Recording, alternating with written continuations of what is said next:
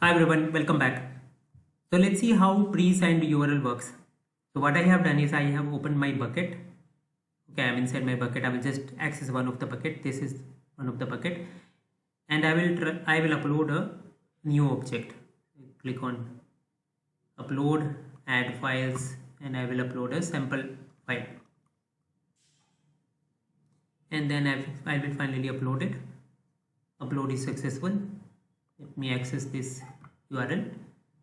Yeah, and these are the properties of the file which we just uploaded. Now pre-signed URL, if we click on this open, so this URL is opening, where if we notice there is already something called token is already there, this AMZ security token, and some token is there, and because of that, if when I am accessing it, I am able to access the file. This is nothing but the pre-signed URL, because this authentication is happening through this big string which is encrypted. So that is how we just saw that with pre-signed URL we are able to access this. If we click on this object action, another option is share with the pre-signed URL. If you click here, then there are options like if you want to save it, share it for minutes. This pre-signed URL should be accessible for minutes or hours.